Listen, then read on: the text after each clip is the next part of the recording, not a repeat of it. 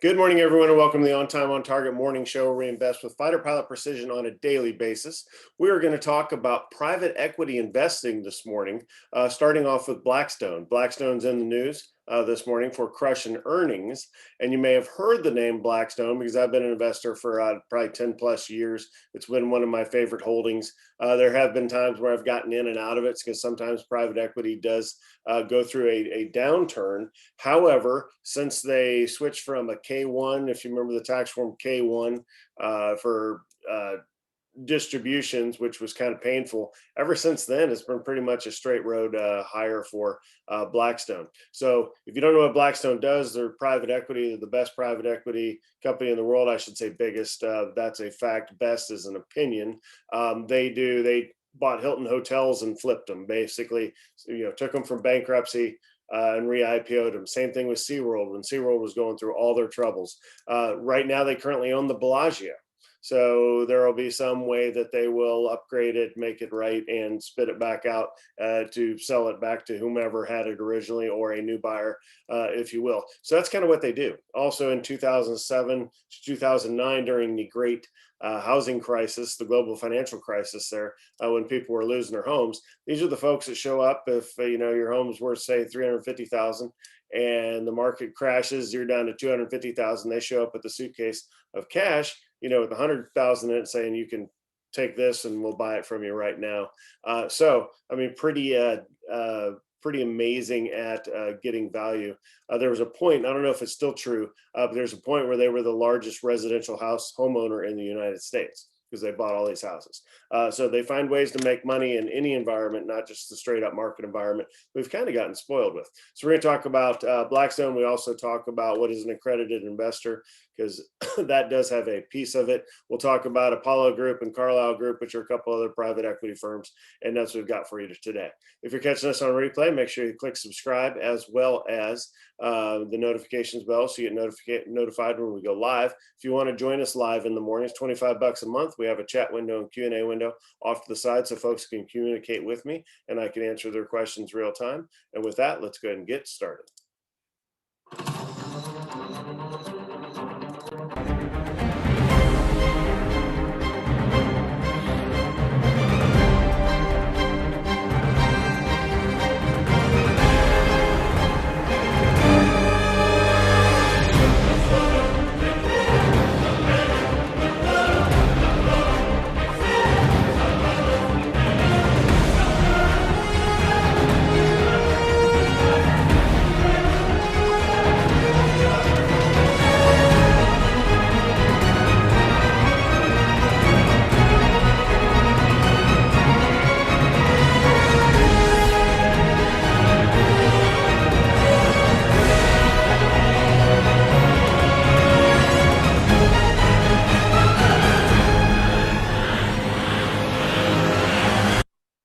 All right, welcome back, everyone. Here's our lineup card for today, Thursday, April 22nd.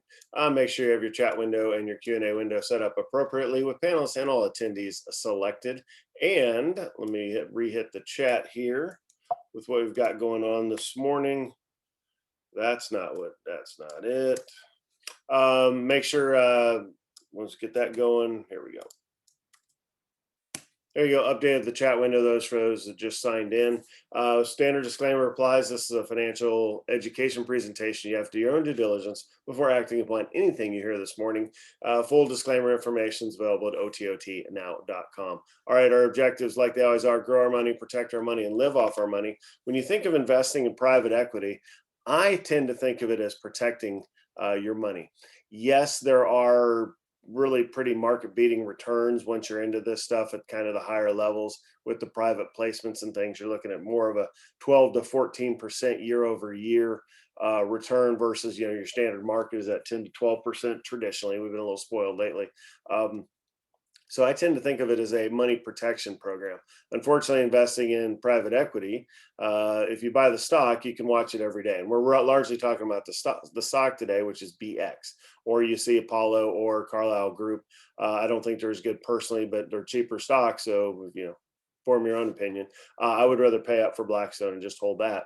However, If you want to go behind the scenes to an actual private placement, you have to be an accredited investor, which is our question of the day. And when you invest in these things, I have a couple of them. You put your money in, you get updates maybe quarterly.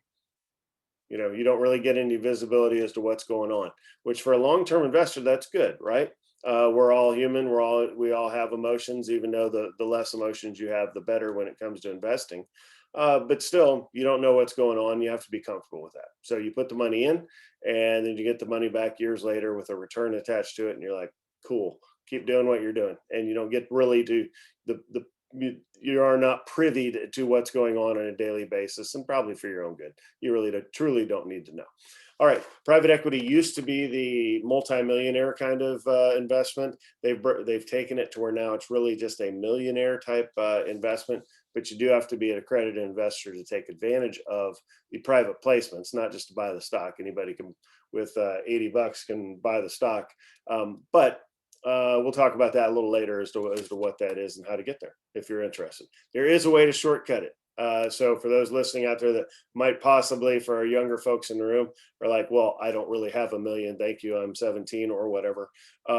Yeah, get your Series 7, immediate accreditation. And that's like an hour-long test. It's so easy you could pass it right now just from listening to this stuff you've heard in the show, to be honest. So anyhow, we'll get to that in a minute. All right, our flow for today: long, short, open, short, long. That means market review, headline review. We'll talk about specific investments with Blackstone primarily. We'll get into short-term execution for longs, XL, BNGO, which is not bingo. It is bio. I wrote it down. Bio, I won't even try to pronounce it. It's a genome type DNA sort of company. AT&T crushed earnings. MVIS is part of the Reddit crowd. That's their hot name this morning, supposedly. Microvision. If you want to play that, it's going to have a lot of movement in it. I just don't know which way, right? And then shorts, we have Credit Suisse on that negative, huge negative news there from the Archegos fallout. They released earnings this morning. I should call them released losings this morning because they didn't earn anything. Lost 11 cents a share. And let's see, we have Fisker took a huge downgrade, and then Sleep Number has some negative news associated with it.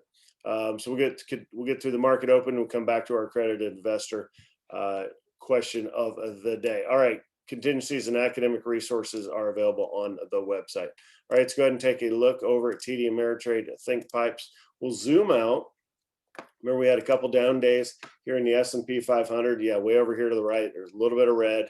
I said, don't worry about it. And boom, there you go. We almost came back to where we started, right, in the past 3 days.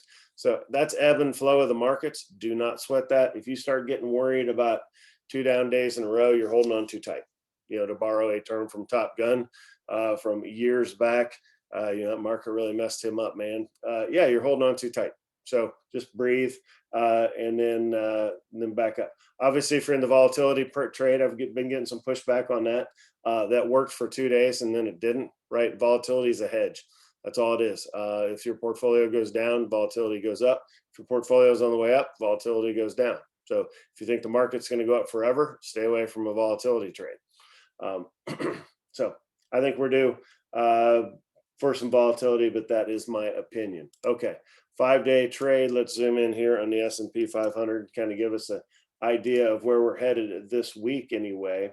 Here's the 5-day chart. So here's the 2 days down, nice big green day yesterday, and then a little momentum going into the open here, but largely it is flat here at the open. And we'll take a look at CNBC right now. Refresh this real quick. You can see everything's ever so slightly in the red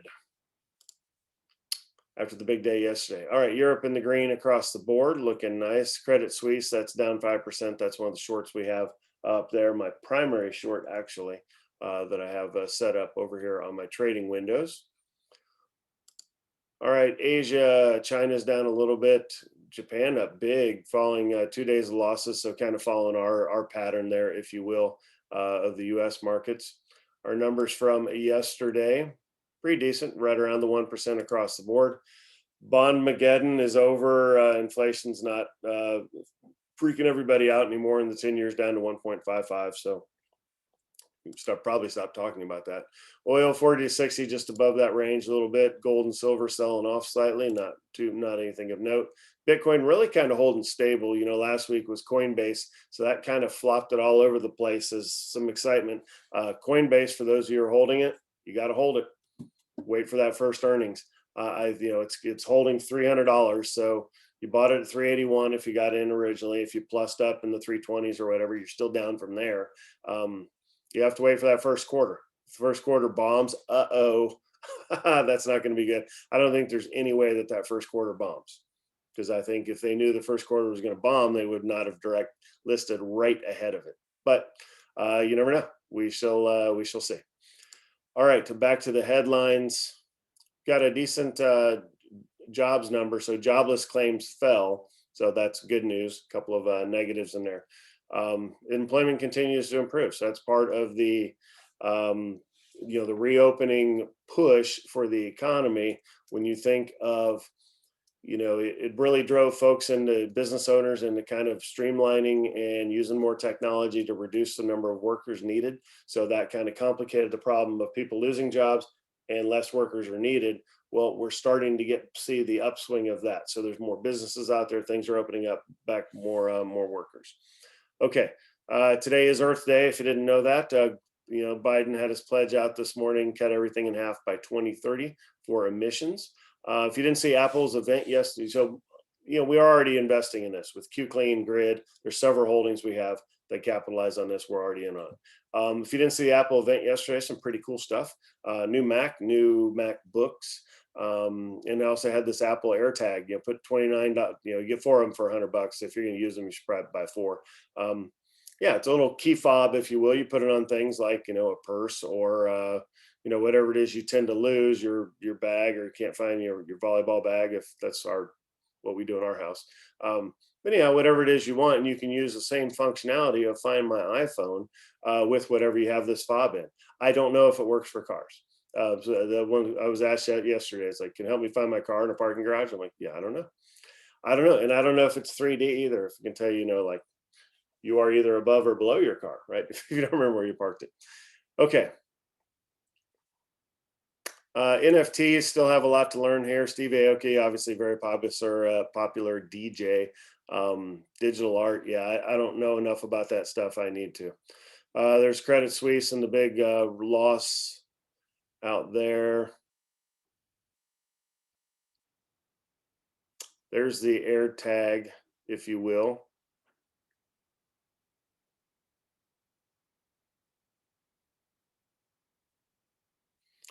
Bunch of guest hosts coming out for Jeopardy. That might be kind of interesting. I don't watch anymore, but I used to. Here's one I was going to talk about. There's a deli that literally has a $100 million stock market valuation, and it had, I think, $35,000 in total revenue over the past 2 years. 2 years, $35,000. That's like, I don't know what I'm thinking. No, that's like weekly numbers for most delis. Anyhow, $100 million market valuation. David Einhorn, notorious short, came out and said, this is ridiculous. We need to short this stock. And of course, the Wall Street Bets folks are all over it. Like, hold on for dear life. Let's pump this thing up. Wow. All I can say. Swarm investing is when I do it, it'll be what is swarm investing. We'll talk about that. Okay, let's get back on to our topic of the day, Blackstone Group. Now, you got to love this chart, especially if you've held the Blackstone stock over time. Can you buy it here? Yeah, you can. It's not all that expensive on forward earnings, is what you see here is 21. Current earnings, yes, they're still kind of recovering from last year, but everything's on the upswing. You get paid while you wait. So the new distribution, 2.8% is what it's averaging. Nobody's going to short Blackstone. That just is not happening. So it's kind of a pretty decent numbers, obviously, since it's almost doubled. But can you buy it here? Yes, I think you can. When you look at the other competitors, they offer a little more attractive charts. So Apollo Group, they're just not as good. They are cheaper. They pay a higher dividend. There is a short against them. So, be concerned. That's why. Do you think retirement means? Hello. What is that noise? That's why the stock really hasn't taken off. And then the last one is Carlyle Group, CG. It's going up pretty well. So again, cheaper than Blackstone. The distribution is less. Man, I'm getting killed with pop-ups this morning. There is a little bit of a short float against it. So I think just stay with Blackstone, buy the stock. You're going to hold on to this for a long time. So you really are. It's a good one to reinvest because there is a lot of movement up and down on it. And again, talking about Blackstone, you don't see it a lot here, but yeah, just reinvest the dividends, let this thing cook, and you don't have any worries. All right, let's go over to get ready for our day trade. We're going to switch over to TD Ameritrade. Again, I have 2 longs and 1 short over here on this screen, and we'll go over those in just a second.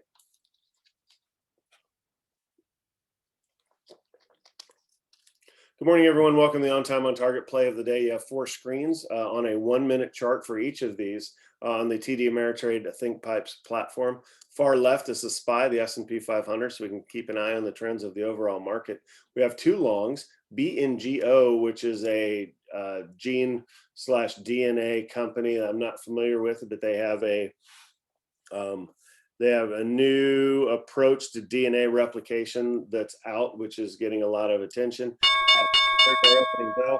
XL long, the stock has been crushed, but it is now bouncing up due to a merger with Dickinson for worldwide distribution. And then our short over here is Credit Suisse, who you can see they had earnings. They've missed earnings, not a lot of volume in this. We have to wait. I really like this BNGO long story, but we shall see. So we're going to wait for it to establish its low of the day, and we're going to turn around and take it long with maybe an 8-cent stop. Maybe a 10-cent stop. We shall see. So that's what I'm watching first. Big red numbers there. Crap, I missed my entry looking at the. All right.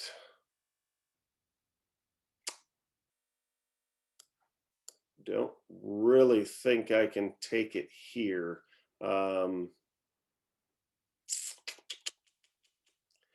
XL selling off pretty hard, so obviously that's not going to work long. We're going to have to wait on Bingo. It would have to come all the way back. BNGO would have to come all the way back down into this area before we could turn around and take it long. As far as taking CS short, high of the day is up here at 995. 10-cent stop would be 985. Kind of like that. I could see this rolling over throughout the day. Again, less volume in it, but I like the negative story. All right, XL, I don't like at all, so let's switch to T. You rarely hear me say anything positive about AT&T, and may not start today either. That one's not looking good. See, Credit Suisse this is all short covering, so we'll see where the high of the day is, and then we're going to turn around and take this short, especially with this market action of the market selling off here a little bit. So 997, that puts us at entry at 987. We can go up to 990, and we'll go with a 7-cent stop. So again, we want to cover that high of the day, but if it comes down to 990, this is going to be a short in Credit Suisse and CS. Looks like it's going to happen.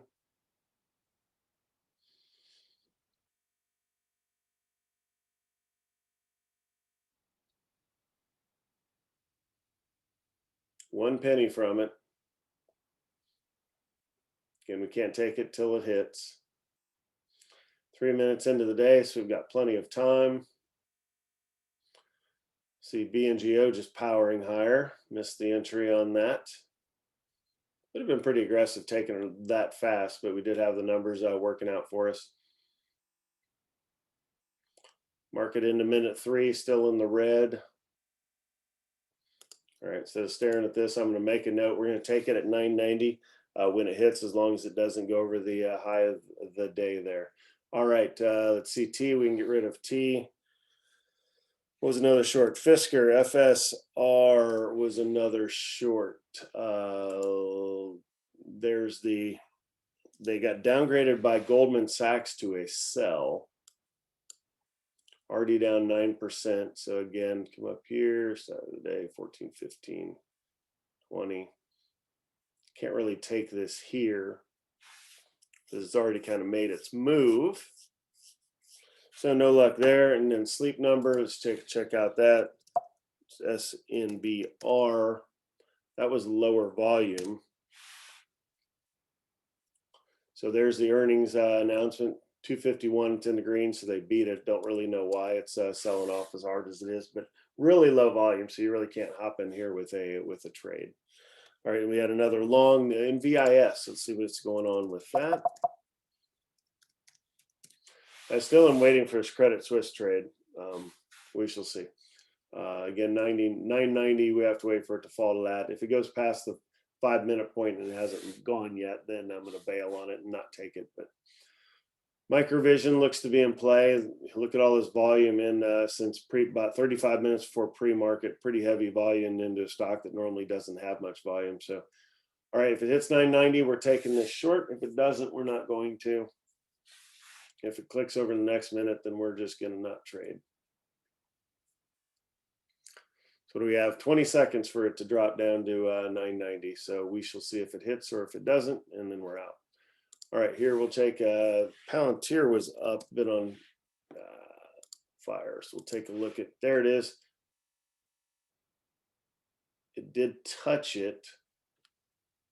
There we go, 990, you're in this trade. Again, we're using a 7-cent stop. So it's above the high of the day. This is a short. So 997, get your stop in case it flips and goes long. But I think this is going to be a nice slow leak throughout the day. So we'll get the upper stop in here. I'm going to cheat a little bit so I don't have to go off the screen. And then 7 cents down here is we're talking 983 is the first R.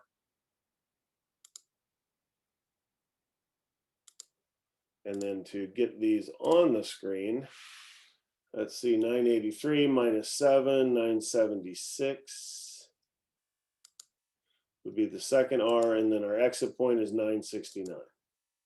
Is what we're looking for on the short. It's already been down there this morning, so you know, I do like the way it's all set up. Let's get the whole shooting match here on the screen so you can see it. So again, that's our entry point. 997 is really our exit point up here. So basically, if it busts the top of the high of the day, then we'd be out. But that's what we're expecting, is in at 990 and let it slow leak throughout the day. All right, so have that set up on your own. We're in that trade. So far, it's in this congestion right here. We'll see if it holds and check back on it in a minute. Man, this BNGO really took off north. That was an easy 3-hour trade if we would have gotten into it. I did not. But boy, what a good trade. And that's probably more like 6R when you really get into the math of it. All right, let's take a look about what's going on in the overall market. We are red across the board, just barely. REAX, it's kind of a small name. It's been beaten up lately, but up 11%. Nikola, another name that's been crushed lately. Yeah, they're in an SEC investigation. I had to check my memory there for a second. So it's been kind of tough. If you really look at the chart in KLA. So again, pretty steady downturn all the way down here into the 9s. It's gotten some love since then, but don't know of any news that's out on it. BioNTech, CRISPR is another name that I've been buying for folks. CRISPR and Pfizer were things I was buying yesterday. There's your Blackstone that we talked about, Clickstream, MongoDB, C Limited. I have that in the book. It's kind of a smaller tech firm, but it does get a lot of it's got huge potential upside, and it's got potential to get bought too. So if it's something you're interested in, take a look. QClean, again, we talked earlier, today's Earth Day, where there's the big push for the reduce all the emissions by 50% by 2030. So again, QClean and Grid are the two players that are the best way to invest in that, in my opinion. Tesla, a little bit of love. DraftKings getting some love. NEO, Chinese EV name, doing well. All right, see what's on the red side. Moderna, Gilead. There's Pfizer, even though I just bought some yesterday. For folks, JP Morgan, Bitcoin down a little bit with the trust. Overall, not too many names in the red. for as big of a red for being in the red overall. A lot of the big moves up are in the green, so it's a little bit weird the way that's set up. All right, let's check back on our trade, see if it held. It did not, so busted right out of that trade. I still think it's a good short for the day, but if you've been in it, then you're kind of done for the day. I'll check back on that later and see where Credit Suisse ends up. I can't imagine people are buying it today. All right, let's go over to Accredited Investor, and I'll talk to you about that. So I said there's a shortcut, right? Well, they changed the law. So here it is on Investopedia. I'll try to find the requirements. There it is. So here's your requirements. So if you're single, you have to have an income over 200,000. If you're married, you have to have joint income over 300,000. And that has to be for a period of 2 years. So if your business just took off, you don't get that right away. Also, you could have a net worth exceeding $1 million, but you need it to be investable assets. You cannot count your primary home. You can count a rental unit if you have real estate investments. Private business is really tough. You have to have an official evaluation if you want to count your private business. So you can't just say it's worth 6 times earnings or 6 times EBOC or 6 times EBITDA, depending on which of your ratios you're using for valuation. But there's also, so see if this has been updated for the financial institutions.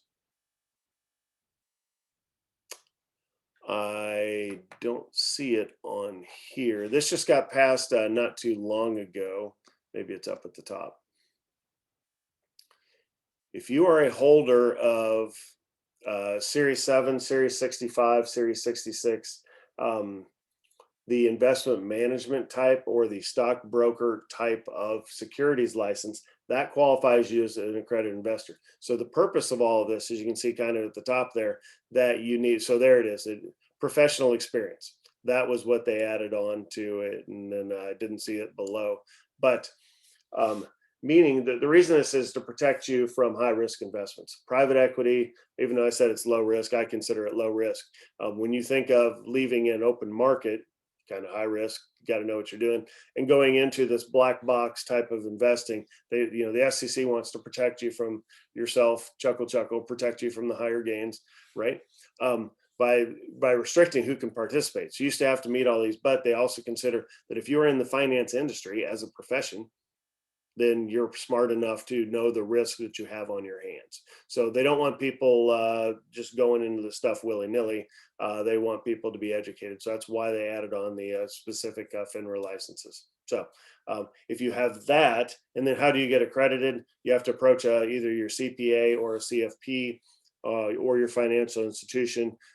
Generally, obviously, if you have over $1 million, and with me, I can accredit you immediately. If you don't, then I need to either see your tax form or have personal knowledge of, a rental house or something like that, that can get you to that level. If you are using a license, you would simply send me a copy of your license. And then I will put just one paragraph form together that quotes the actual SEC law that says, in accordance with SEC, blah, blah, blah, this individual is qualified as an individual and as an accredited investor and can participate in IPOs, private placement holdings, blah, blah, blah, blah, blah, blah. There is no cost. Well, I don't charge for that. I don't charge clients for that, I should say. Nobody's approached me from outside. But no, there's no cost to that accreditation. Simply a one-page form that I send out. We generally don't need to do it unless unless you are about to invest in something that requires it, right? It's simple. Literally takes me 5 minutes. So I would probably charge somebody off the street or talk them into open an account and then say, there, it's free of charge now, right? So, all right, that's thanks for asking that. That is all I've got for today. So hope you enjoy your Thursday, and we'll see you back tomorrow morning.